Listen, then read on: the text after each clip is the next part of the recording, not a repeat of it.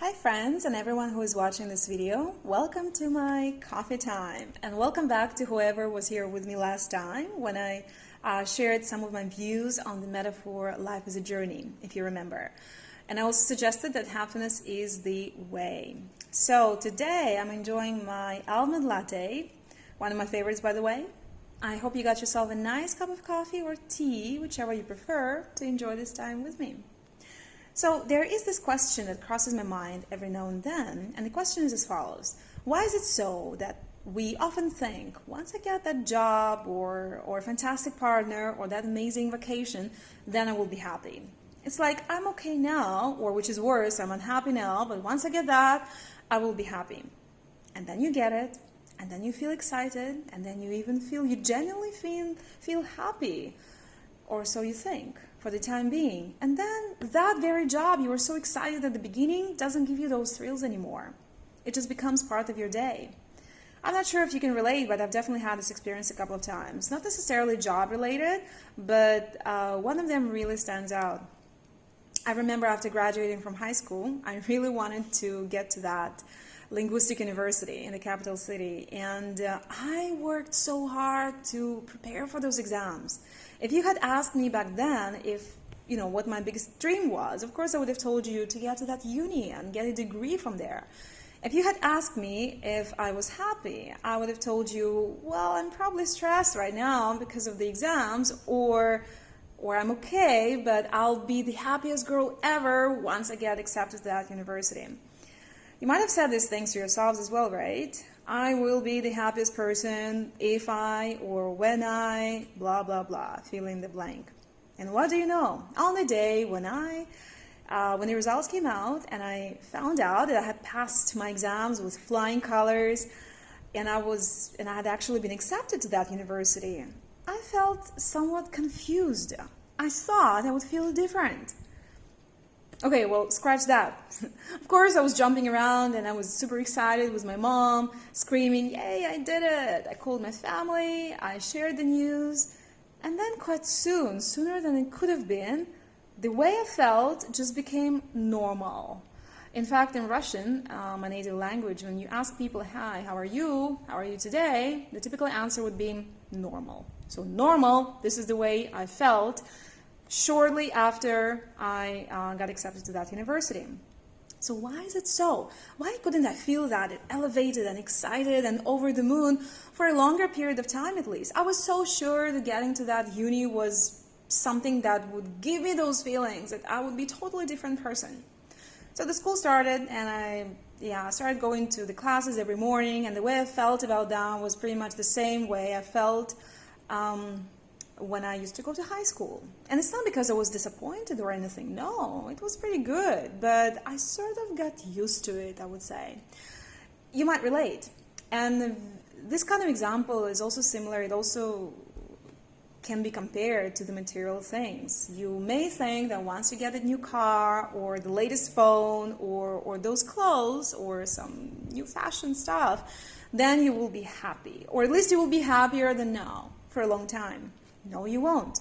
So what is wrong? What are those things that mess up our mind from being happy, from appreciating things, and so on?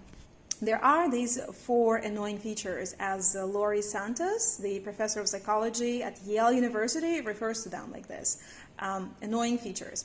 So, by the way, she's the one who has this amazing course on Coursera. Coursera is the website which has so many courses. Some of them are free, really cool courses, and a lot of them are very good quality. So anyway, her course is called The Science of Well-Being, where she talks about happiness and gives some advice and knowledge and tips on how to cultivate happiness. So whatever I learned from her, I'm actually sharing with you. So what are those annoying features that mess up our mind from being happy?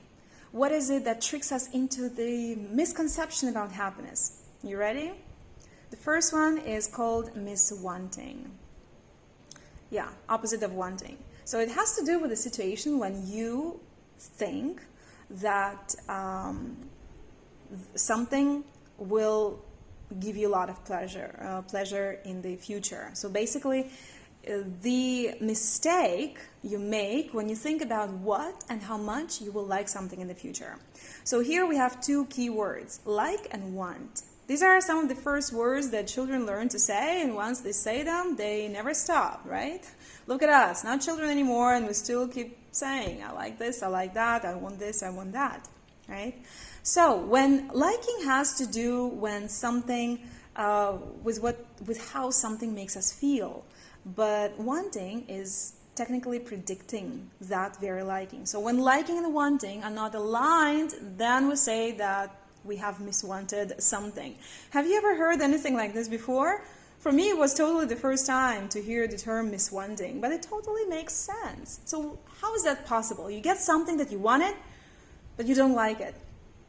Well, there are three things. The first one is you mispredict the event. You technically imagine the wrong event. Then another thing is that you use the wrong idea when you think about this event. And also you mispredict your feelings and emotions. Now there's another research that suggests that our wanting, just like any prediction, is susceptible to errors. And even if you do manage to predict that you will like something, the way it will impact you in the long run, it will probably be very much unlikely to be predicted. So there we go, miswanting. The first thing that can totally mess up our mind from being happy. What is the second one? The second one is called, has to do something with getting used to stuff, getting used to things, and it's called perceptual adaptation. So slowly you get used to what you have, the environment, the circumstances, the things, and so on. There is another term called hedonic adaptation or hedonic treadmill that some people refer to. And what is this situation? It's basically returning to the same level of happiness you had before some major positive or negative situation happened. So this can explain the lottery thing. A lot of studies have been done on people who have won lotteries. So they, of course, feel super excited, especially if they win a lot of money, but only for so long. And less than a year later, they feel the same way they felt before winning the lottery, or even worse at times, just because sometimes relationships can go totally south because of this event of winning the lottery. Now, this was also my example with the university, right? I got used to it. It became my new reality, my new routine, and that's it. Now, what is the third thing that can mess up our mind from being happy? And this is something that we do quite often, and I remind myself not to do it, but every now and then it happens. So it's social comparison. You compare yourself, you compare your job, your salary, your house, your clothes, your phone, anything you have with the ones of some other people, of what some other people have. And this is a very, very true way to embark yourself on a journey of resentment, self-doubt, and you basically lose that opportunity to be happy with what you have. Now, the fourth element of these annoying features that mess up our mind and bring us this whole less happy feelings is something that is close to social comparison, but it's called reference point, your personal reference point. So, for example, you are where you are, but you kind of imagine you were somewhere else. You know, this is not where you would like to be. So this is somewhere where gratitude is totally gone. You don't appreciate where you are right now, who you are with, how far you have come, but you just constantly keep wanting, not about the future that you want to achieve something, but you wish you were somewhere else right now. So you're not in the present moment whatsoever. So what now? Now I've told you a little bit about these annoying features. You are aware about things that can trigger this unhappiness in us. Now what we need to learn is how to deal with them. How to deal with hedonic adaptation. In fact, if you follow me, in my last post, I wrote a little bit about hedonic adaptation, and I just mentioned that there are three main things that can help us to deal with it. They are novelty, variety, and surprise. But I will definitely talk more about these things in my future videos. So this is where cultivating happiness techniques and practices come into play. And this is what I'm going to cover further on. So thank you very much for your time. I hope you enjoy this time with me, and I'm going to continue to enjoy my almond coffee, which is obviously cold already, but it's okay. The cold one is also good. So have a nice day, and I'll see you next time. Stay tuned. Bye.